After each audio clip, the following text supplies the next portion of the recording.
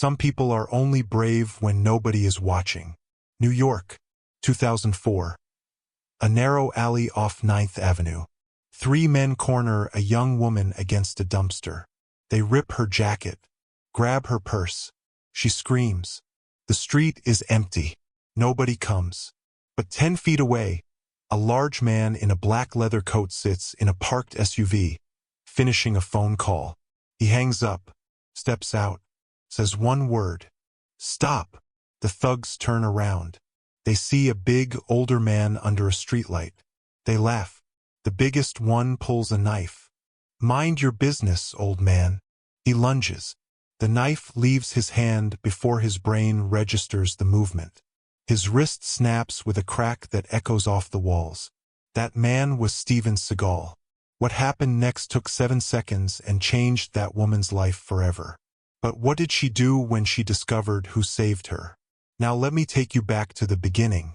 Not years back, just hours. Because what happened in that alley did not start in that alley. It started earlier that evening in a small Italian restaurant on West 46th Street, where Steven Seagal sat alone at a corner booth, eating pasta and reading a script he had no intention of accepting. See, by 2004, Seagal was not the man most people thought he was. Hollywood had moved on. The big-budget action roles had dried up. The press called him a relic. Punchline. A guy who peaked in the early 90s and never figured out how to come back down. And some of that was fair. He had made choices that cost him. Bad films. Bad press. Bad business partners. But here is what the tabloids never printed. The man still trained every single day. Not for cameras. Not for roles. For himself. Aikido was not a costume he wore for movies. It was the first thing he did in the morning and the last thing he did at night. It was prayer. It was breathing. It was who he was before anyone ever pointed a camera at him. Now here is the thing. That night, Seagal was not supposed to be anywhere near 9th Avenue. He had dinner. He was heading back to his hotel on the east side. Simple route. Straight shot. But his driver called last minute and canceled. Some excuse about traffic and a flat tire. So Seagal decided to drive himself. Took the SUV parked outside the restaurant and headed crosstown. Believe me, if that driver had shown up, this story does not exist. He was on the phone with his manager. They were arguing about a film offer out of Eastern Europe. Low budget. Straight to video. His manager wanted him to take it. Seagal did not. He said he was tired of projects that treated him like a prop. He wanted something real. Something that mattered. His manager laughed and told him real does not pay the rent. That is when he turned onto 9th Avenue. He pulled over near 43rd Street to finish the call. Parked under a broken streetlight. Engine running. Windows cracked because the heater was on too high. And that is when he heard it. Not the scream at first. The sound of something hitting metal. A body against a dumpster. Then the scream. Short. Sharp. Cut off fast like someone put a hand over a mouth. Most people would have looked away. And I am not judging. It was midnight in Manhattan. That part of 9th Avenue was not the theater district. It was the kind of block where you locked your doors and kept driving. Seagal did not keep driving. He looked into the alley. He saw 3 men. One had a woman pressed against the wall. Another was going through her purse. The third was standing watch at the mouth of the alley, except he was not watching very carefully. He was looking at his phone. Seagal did not call the police first. He did not honk. He did not yell from the car. He hung up the phone mid-sentence, opened the door, stepped out. Now get this. He was 52 years old. He was wearing dress shoes, black slacks, and that leather coat. He was not warmed up. He was not ready for a fight. But readiness is a funny thing. Some people spend their whole lives getting ready and never act. Others have been ready so long they forgot what unready feels like. Seagal walked into that alley the way most people walk into their kitchen. Calm, unhurried, like he had done this before. Because he had. Not in movies. In dojos. In real confrontations overseas that never made the papers. In decades of training that taught him one thing above everything else. The fight is over before it starts. You just have to show up. He stopped 10 feet from the men. The woman was crying. One of the thugs had her jacket half torn off. The biggest one, the one with the knife, had not seen him yet. Seagal said one word. Stop! And everything that happened next took 7 seconds. But those 7 seconds changed 4 lives forever. 3 of them for the worse. And one of them in a way she would carry for the rest of her days. Let me tell you exactly how it went down. The biggest one turned first. He was maybe 6'2", 240. Had a folding knife in his right hand, blade already open. He looked at Seagal and grinned. Not because he was brave. Because he did not understand what he was looking at. Mind your business, old man. Before I gut you. Seagal did not answer. He did not shift his weight. He did not put his hands up the way a boxer would. He just stood there, relaxed, feet shoulder-width apart, hands at his sides. And that calmness, that absolute stillness, that is what should have warned them. The big one lunged, knife hand forward, aiming for the chest. Fast for a street fighter. Not fast enough. Seagal moved offline. 1 step to the left. His right hand caught the man's wrist at the base of the thumb. His left hand locked over the top of the fist. Then he turned. Not with his arms. With his whole body. The wrist bent sideways at an angle wrists are not designed to go. The snap was loud. The knife hit the pavement. The man dropped to his knees screaming before his brain even registered what had happened. Now here is the thing. In Aikido you do not fight force with force. You take what someone gives you and you redirect it. The bigger the attacker, the harder they fall. And these men were about to learn that lesson in the most painful way possible. The second thug charged. He was shorter, stockier. He came in low, trying to tackle Seagal around the waist. Bad idea. Seagal stepped to the side again, caught the man's right arm as he passed, and used every ounce of the man's own forward momentum to swing him face first into the side of the dumpster. The sound was something you would remember if you heard it. Metal and bone. The man crumpled and did not get up. 2 down. Maybe 4 seconds. The third one saw what happened to his friends and made the only smart decision any of them made that night. He ran, turned on his heel and sprinted for the mouth of the alley. He made it 4 steps. Seagal closed the distance in 2. Grabbed the back of his collar with one hand and pulled. The man's feet went out from under him. His back hit the pavement so hard the air left his body. He lay there gasping like a fish on a dock, staring at the sky, trying to remember how breathing worked. 7 seconds. 3 men. All done. Now get this. Seagal did not stand over them. He did not say anything tough. He did not gloat. He turned away from the men on the ground like they were an errand he had just finished. He walked to the woman. She was pressed against the wall, shaking, tears running down her face. Her blouse was torn at the shoulder. Her lip was bleeding where one of them had hit her. She flinched when Seagal reached toward her, and he stopped, held his hands up, palms open. It is okay. They are done. Are you hurt? She could not speak. She just shook her head. He picked up her purse from the ground, placed it gently in her hands.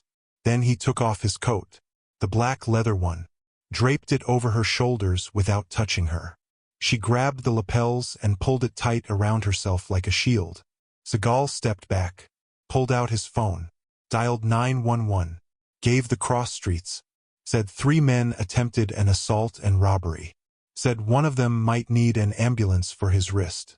Then he waited. He did not leave her side. He stood between her and the men on the ground, even though none of them were getting up anytime soon. He did not ask her name. He did not introduce himself. He just stood there, a wall between her and the worst night of her life. The police arrived in about 8 minutes. 2 squad cars. Seagal gave a statement. Calm. Brief. He described what happened without drama. The officers looked at the 3 men on the ground, then looked at Seagal, and one of them asked if he had any training. Some, he said. That was it.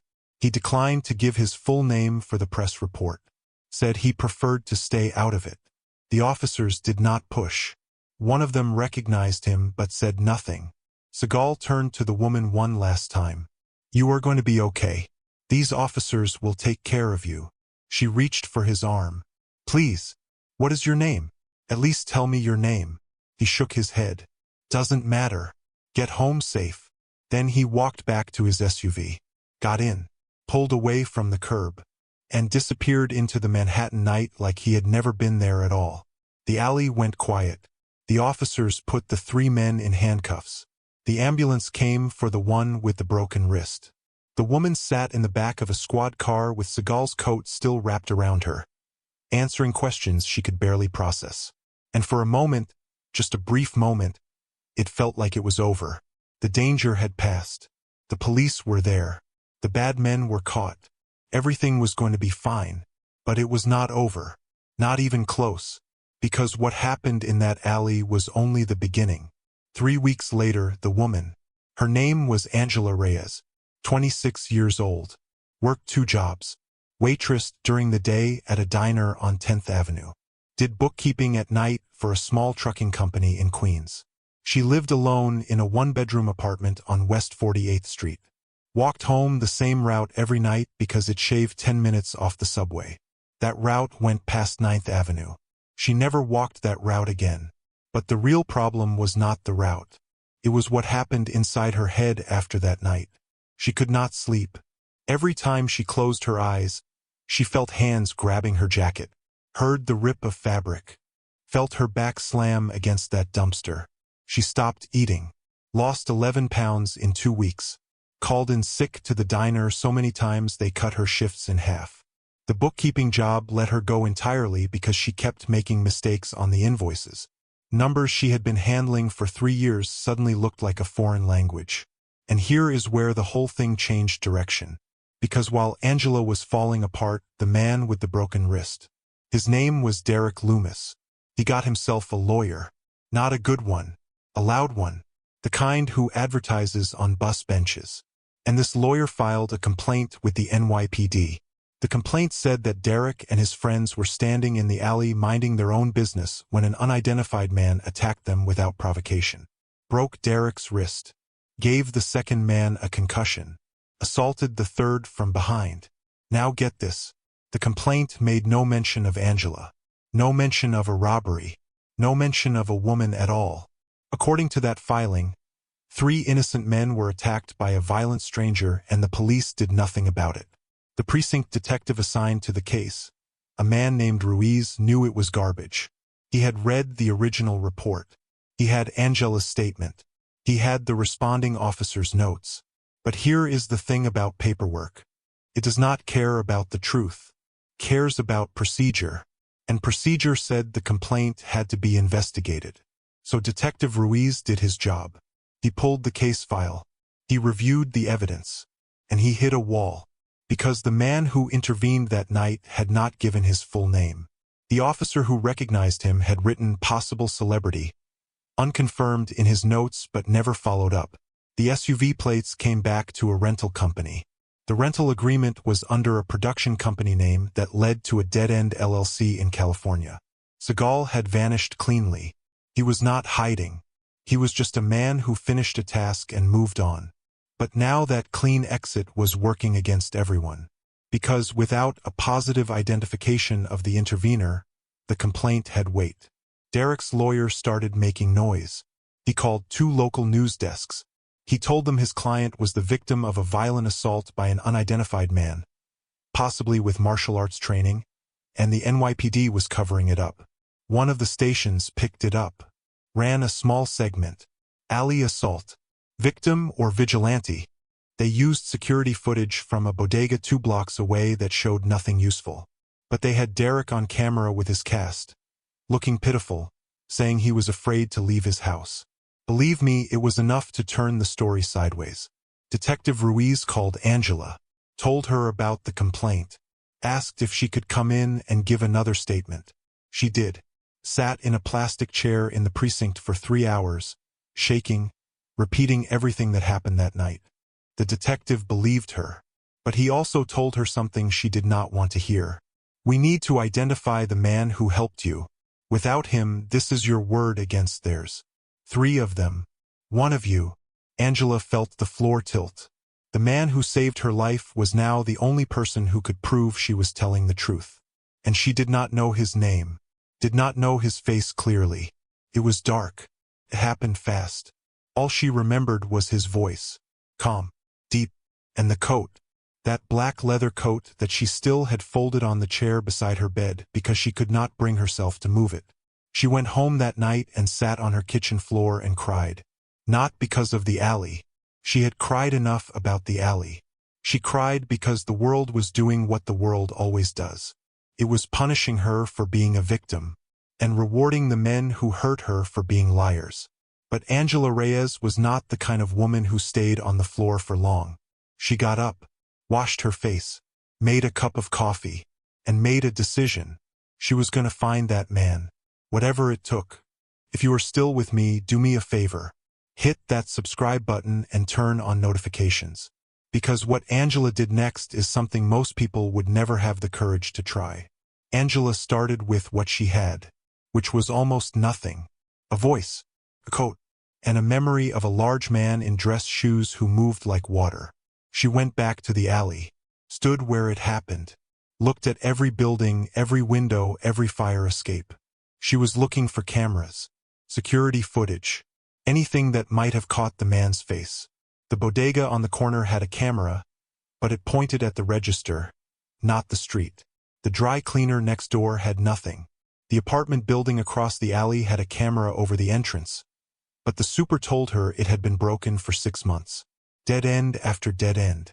She tried the police again, asked Detective Ruiz if the rental company had given up anything new. He told her the LLC was a shell. No forwarding address. No personal name attached. Whoever rented that SUV knew how to stay invisible. But Angela was not trained in investigation. She was trained in stubbornness. And sometimes that is worth more. She started going to martial arts schools. Every one she could find in Manhattan. She walked in, described what she saw that night, and asked if anyone recognized the technique. Most places shrugged. A few laughed. One instructor at a karate studio on 23rd Street told her to call the police and stop playing detective.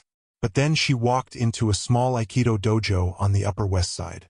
An older Japanese man ran the school. She described the wrist lock, the redirection into the dumpster, the collar grab. The man listened carefully. He did not laugh. When she finished, he nodded slowly and said something that changed everything. That is not just Aikido. That is a very specific lineage. Tenshin style. There are maybe a handful of Americans who move that way, and only one who is famous for it. He walked to a shelf in the back of the dojo, pulled down a VHS tape, put it in the player. On the screen, a younger man in a black GI demonstrated the exact wrist technique Angela described. The same angle, the same rotation, the same result. The name on the tape read Steven Seagal. Angela stared at the screen. Her hands went to her mouth. She did not recognize him from movies. She had never seen an action film in her life. She did not know who Steven Seagal was. But she knew that movement. She had watched it happen 3 feet in front of her face. She thanked the instructor and left. Walked 6 blocks south without knowing where she was going. Her mind was noise. She needed confirmation. She needed to see his face clearly, not on a grainy VHS from the 80s but recent, current. The man as he was now. She passed a video store on Broadway, one of the last ones left in Manhattan. And in the window, on a cardboard standee for a straight-to-video release, was Steven Seagal's face. Older, heavier, but the same eyes, the same jaw, the same calm expression she remembered from the alley. Angela stopped on the sidewalk. People walked around her. Cabs honked. The city kept moving. But Angela Reyes stood completely still in the middle of all that noise and started to cry. Not softly, not politely. She sobbed. Right there on Broadway, in broad daylight, in front of a video store window. She broke down in a way she had not allowed herself to break down since the night it happened. Because now she knew. The man who saved her was real. He had a name.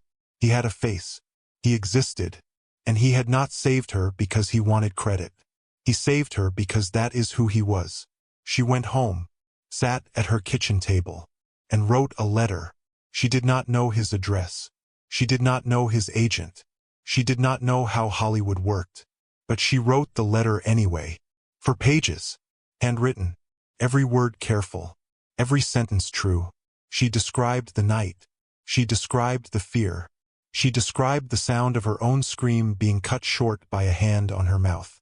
She described the moment she heard his voice say, "Stop," and how it was the first time in her entire life she understood what it meant to feel safe because of another person. And at the bottom of that letter, she wrote one line that mattered more than all the others. "You didn't just save my life. You saved my belief that someone would come."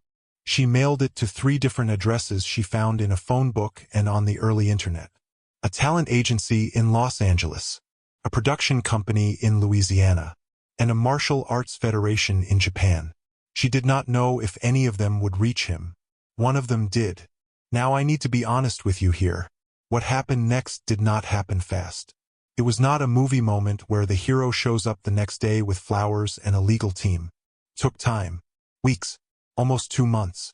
And during those weeks, Angela kept living. Or trying to. The legal complaint from Derek Loomis was still active. His lawyer had filed a civil suit now, named the NYPD and an unnamed assailant. The story had been picked up by a second local news outlet. The headline read, "Brutal attack on 3 men in Hell's Kitchen. Who is the mystery vigilante?"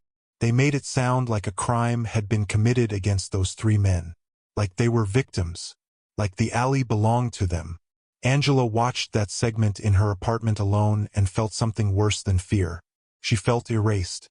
Her truth was being rewritten by men who had tried to rob her and hurt her, and the system was letting it happen because the one person who could confirm her story had walked away without leaving a name. She almost gave up. Believe me, she almost did. She stopped going to the precinct. Stopped returning Detective Ruiz's calls. Stopped eating regular meals. The coat was still on the chair beside her bed. She would look at it some nights and wonder if the whole thing had been a dream. Maybe nobody saved her. Maybe she saved herself somehow and invented the rest. That is what trauma does. It makes you doubt your own memory. It makes you feel like a liar even when you are the only one telling the truth. And then one Tuesday morning in late March, 6 weeks after she mailed those letters, her phone rang. The caller ID showed a 310 area code. Los Angeles. She almost did not answer. She had been getting calls from reporters and she was tired of saying no comment. But she answered. The voice on the other end was a woman. Professional. Polite. She said she worked for a talent management firm in Beverly Hills. She said a letter had been forwarded to their office and that her client had read it. She asked Angela if she would be willing to provide a sworn statement regarding the events described in her letter. Angela's hands were shaking so hard she had to put the phone on speaker and set it on the table. Does that mean he read it? He knows. The woman paused, then said, He read it the day it arrived. He asked me to call you personally. Angela could not speak for almost a full minute. The woman on the phone waited, did not rush her, did not fill the silence. Just waited. When Angela found her voice again, she said, I will do whatever he needs, whatever it takes. Within 2 weeks, a legal team retained by Seagal's representatives contacted the NYPD. They provided a sworn affidavit from Seagal confirming his presence in the alley that night. They provided a detailed account of the confrontation consistent with Angela's original statement. They included documentation of Seagal's decades of martial arts training and his credentials as a law enforcement consultant, which he had done real work in. Not movie work. Real badges. Real operations. The complaint from Derek Loomis collapsed overnight. His lawyer withdrew the civil suit. The second news outlet ran a correction so small you would have missed it if you blinked. No apology. No front page. Just a 2-line update buried on page 14. Previously reported incident in Hell's Kitchen has been resolved. No charges filed. That was it. That was all Angela got from the system. 2 lines. Detective Ruiz called her the day the correction ran. He sounded tired. He told her the complaint was officially closed and that Derek Loomis had been arrested on an outstanding warrant in New Jersey 2 days later. Nothing related to the alley. An old robbery charge from 2001 that finally caught up with him. The second thug, the one who hit the dumpster, had left the state. Nobody was looking for him. The third one, the runner, was already in custody on a separate drug charge in Brooklyn. He had been picked up a week after the alley incident and never made bail. 3 men. 3 different endings. None of them good. But none of them Angela's problem anymore. She asked Ruiz if Seagal's name would become public. He said no. The affidavit was filed under seal as part of a closed internal review. Unless Seagal chose to speak, his involvement would stay off the record. Angela thanked him. Ruiz paused on the line and said something she did not expect. "For what it is worth, Ms. Reyes, I believed you from the start. I am sorry the process made it feel otherwise." She told him it was okay. But they both knew it was not. But from Seagal she got something else. The management firm called again a few weeks later. They told Angela that Mr. Seagal would not be making any public statements about the incident. He would not do interviews. He would not confirm the story to the press. He asked that Angela respect his privacy on the matter. She agreed without hesitation. But then the woman on the phone said one more thing. "He wanted me to tell you something," he said.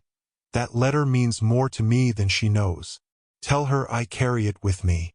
Angela hung up the phone and sat in her kitchen for a long time. She did not cry this time.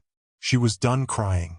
She just sat there and felt something she had not felt since before the alley. She felt believed. Now here is what I want you to understand about this story. It is not about a famous man beating up 3 criminals in 7 seconds. That part is impressive, sure.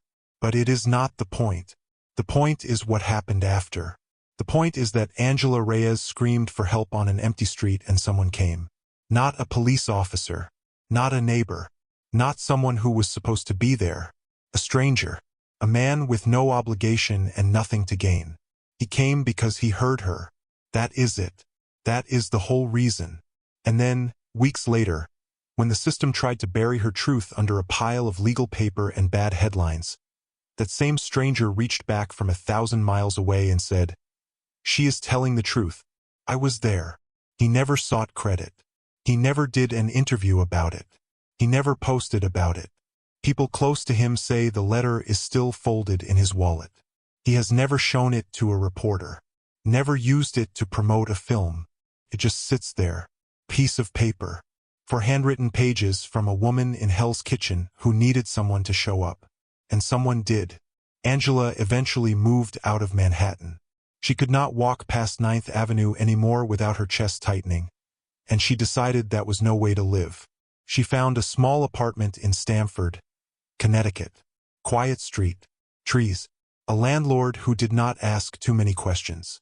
She started over. Took a job doing bookkeeping for a landscaping company. Simple numbers. Honest work.